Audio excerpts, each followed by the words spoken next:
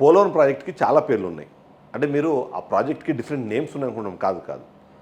ప్రతి ప్రభుత్వము వాళ్ళ హయాంలో దాన్ని ఎలా ఉపయోగించుకున్నారో చెప్పేందుకు వాటికి ఒక్కొక్క పేరు పెట్టారని చెప్పాలి.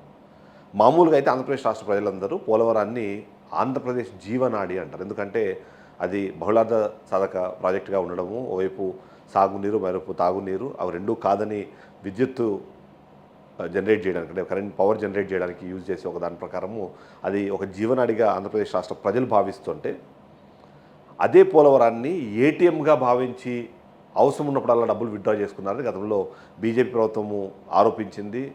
ఆ తర్వాత వైసీపీ అధికారంలోకి వచ్చినప్పుడు ఇదే మా ట్రంప్ కార్డు, దీన్ని యూజ్ చేసుకొని దీన్ని మేము కంప్లీట్ చేసి తద్వారా ఎలక్షన్లకు వెళ్ళి మరొకసారి అధికారంలోకి వస్తామని చెప్పి వైసీపీ చెప్పడము, కాదు రివర్స్ టెండరింగ్ పేరుతో రాష్ట్రాన్ని సర్వనాశనం చేసిన ఒక ప్రాజెక్టుగా కూడా దాన్ని చెప్పే ప్రయత్నం టీడీపీ చేయడం. ఇప్పుడు మరొకసారి అధికారంలోకి వచ్చిన తర్వాత జనసేన పార్టీకి సంబంధించిన ఒక ఎమ్మెల్యేకి అది కల్పతరువులాగా మారింది అన్నది మనకు వినిపిస్తుంది.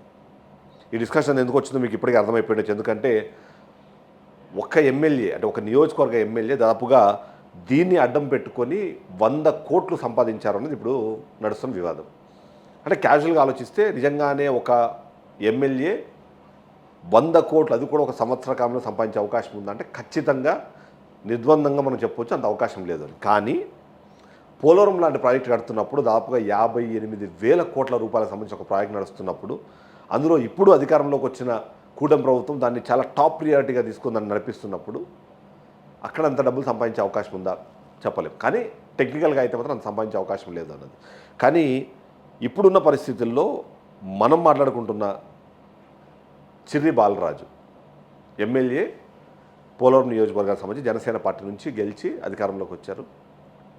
పోలవరం లాంటి ఒక ప్రతిష్టాత్మకమైన ప్రాజెక్టు తన పరిధిలో ఉండడము, ఆయన 100 కోట్లు సంపాదించారనేది ఆరోపణ. సరే, ఈ ఆరోపణ నిజమా అబద్ధమా అన్న దాని మీద జస్టిఫై చేసే క్రమంలో అసలు దీని వెనకాల ఉన్న కొన్ని ఇంపార్టెంట్ పాయింట్స్ గురించి మనం మాట్లాడుకుందాం. మొదటిది ఏంటంటే చిర్రి బాలరాజు అసలు ఎవరు, ఆయన రాజకీయ నేపథ్యం ఏంది, ఆయన కుటుంబ నేపథ్యం ఏంది అంటే ఖచ్చితంగా ఆయన బిలో మిడిల్ క్లాస్ ఫ్యామిలీ నుంచి వచ్చి ఒక సాధారణ పౌరుడుగా ఎన్నికల్లో పోటీ చేసి గెలిచి అధికారంలోకి వచ్చిన ఒక ఎమ్మెల్యేగా ప్రతి ఒక్కరు ఆయన్ని అప్రిషియేట్ చేస్తారు. కానీ గెలిచిన 2-3 రోజుల్లోనే 45 లక్షల రూపాయల విలువైన ఒక ఫార్చునర్ కారులో ఆయన తిరగడము, అది ఆయన గెలిచినందుకు గాను తన అనుచరులందరూ, అంటే మామూలుగా ఒక మిడిల్ క్లాస్ ఫ్యామిలీ నుంచి ఉన్నారు కాబట్టి సొంత కారు కూడా లేదని చెప్పి వాళ్ళ ఫ్యామిలీ, అంటే వాళ్ళ జనసేన కార్యకర్తలు అందరూ కలిసి చందాలు వేసుకుని మరి అది కొనిచ్చారు అని ఒక మాట తెరపైకి తీసుకొచ్చారు. అది పాసిబుల్ అవుతుందా లేదా, అది నిజమా అబద్ధమా అన్నది సరే ఇప్పుడు మన డిస్కషన్ అవసరం. కానీ బట్ 2-3 రోజుల తర్వాత ఆయన ఆ కారులో తిరగడము, లోకల్ నుంచి స్టేట్ వైడ్ దాని మీద డిస్కషన్ చేయడం, అతను నాకు ఏదో ఇల్లొద్దు ఇదో ఈ కారు వద్దురా బాబు అని చెప్పేసి రిటర్న్ ఇచ్చేయడం వరకు బాగానే ఉంది. కానీ ఆ తర్వాత జరిగిన పరిణామాలు, ఆయన ఒక కారే లేని వ్యక్తి ఇవాళ అదే పోలవరం నియోజకవర్గ పరిధిలోని జీలుగుమిల్లి మండలము బరింకలపాడు గ్రామంలో ఒక ఇల్లు కడుతున్నాడు. దాదాపుగా 4 నుంచి 5 కోట్ల రూపాయల విలువైన ఇల్లు కడుతున్నారన్నది ఇప్పుడు వినిపిస్తున్న ఆరోపణ. ఆయన 100 కోట్లు సంపాదించారా లేదా పక్కన పెట్టేద్దాం. కానీ 4-5 కోట్లు పెట్టి ఇల్లు కట్టేంత ఫాస్ట్గా ఆయన ఒక 1 సంవత్సర కాలంలో ఏమి చేస్తే 5 కోట్ల రూపాయలు ఇల్లు కట్టగలుగుతున్నారు? ఆయనే కడుతున్నారా, లేకపోతే అక్కడ లోకల్గా మాట్లాడుకుంటున్నట్టుగా, లేదా అక్కడ టీడీపీ నాయకులు లేకపోతే మిగిలిన వాళ్ళు ప్రచారం చేస్తున్నట్టుగా పోలవరం ప్రాజెక్టులో ఉన్న కాంట్రాక్టర్లే ఆయనకు ఆ ఇల్లు కట్టిస్తున్నారా అన్నది ఒక ప్రశ్న. నిజంగానే కాంట్రాక్టర్లు కట్టిస్తారా, కట్టించే అవకాశం ఉందా అన్న ప్రశ్నకు సమాధానం వెతికే క్రమంలో కూడా ఇప్పుడు 2014 నుంచి 2019 వరకు మోడియం శ్రీనివాసరావు గారు అక్కడ ఎమ్మెల్యేగా ఉన్నారు. ఆయన జీవితంలో అలాంటి పెద్ద మార్పులు ఏమీ కనిపించలేదు. ఆయన టీడీపీ ఎమ్మెల్యేగా ఉన్నారు, అప్పుడు కూటమి అధికారంలో ఉంది, టీడీపీ మెయిన్ ఇంపార్టెంట్ రోల్లో ఉంది, ఆయనకేం జరగలేదు. ఆ తర్వాత తెల్లం బాలరాజు వచ్చారు. తెల్లం బాలరాజు కూడా 5 ఏళ్ల పాటు అక్కడ ఎమ్మెల్యేగా ఉన్నారు. అప్పుడు కూడా పోలవరం పనులు నడిచాయి, పనులు జరిగాయి. అతని జీవితంలో కూడా ఇలాంటి ఒక అద్భుతం ఏం జరిగినట్టుగా లోకల్స్ ఎవరు మాట్లాడుకోవట్లేదు. కానీ చిర్రి బాలరాజు విషయంలో మాత్రము వచ్చిన 5-6 నెలల్లోనే 5 కోట్ల ఇల్లు కట్టడానికి అసలు ఎలా డబ్బులు సంపాదించారు, ఆ కిటికీ ఏదో మాకు కూడా చెప్పొచ్చు కదా అని చెప్పి మాట్లాడుతున్నారు. ఇవి మాట్లాడే క్రమంలో దీనికి ఇంకో కాన్స్పిరసీ థియరీ ఉంది. ఆ కాన్స్పిరసీ థియరీ కూడా నేను డిఫరెంట్గా మీకు ఎక్స్ప్లెయిన్ చేసే ప్రయత్నం చేస్తాను. ఎందుకంటే ఇప్పుడు చిర్రి బాలరాజుకి సంబంధించిన ఆడియో ఏదైతే లీక్ అయిందో, ఆడియో బయటకు ఏదైతే వచ్చిందో అది 2 వ్యక్తుల మధ్యలో జరిగింది. ఒకటి ఆంధ్రప్రదేశ్ రాష్ట్ర మాజీ మంత్రి, ఆయన ఇరిగేషన్ శాఖను చూశారు.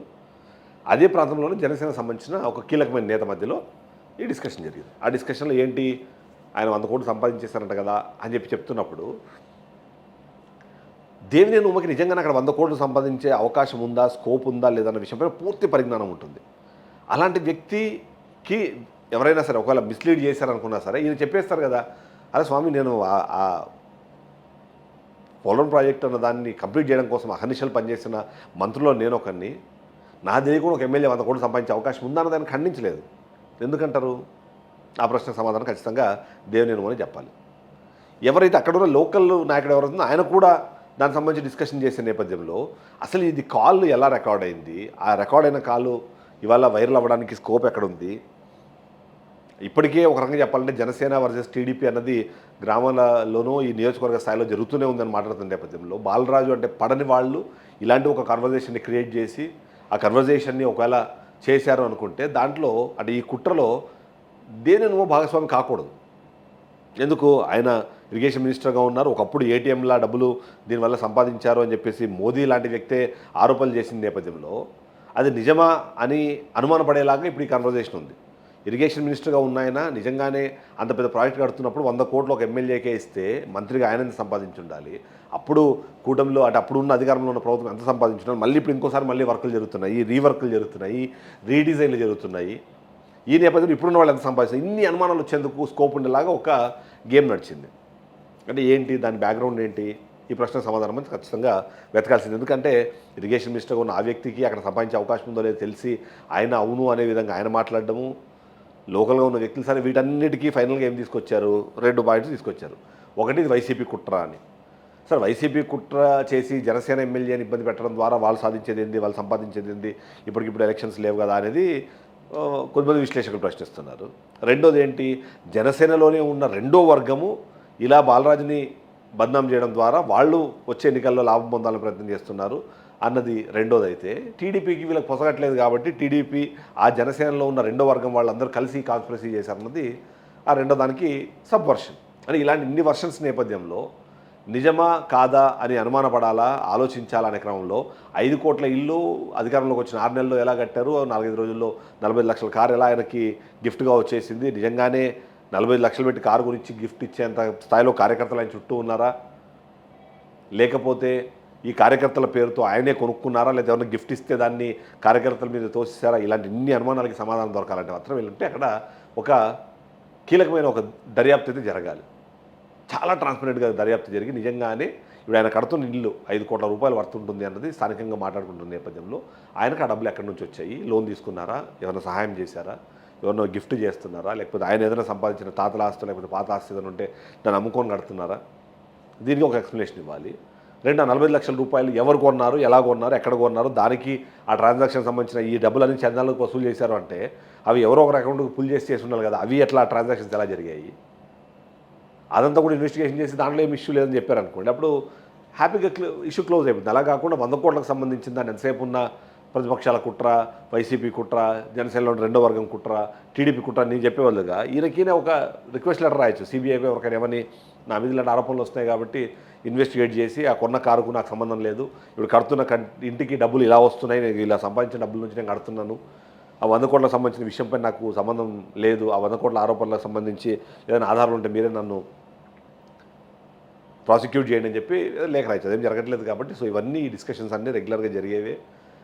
బట్ ఫైనల్గా ఎవరి మీద అయితే ఆరోపణలు వచ్చాయో వాళ్ళు వాటిని క్లియర్ చేసుకోకుండా వేరే వాళ్ళ మీద తోసేసి హ్యాపీగా లైఫ్ లీడ్ చేస్తారని మనం చెప్పొచ్చు. Thank you.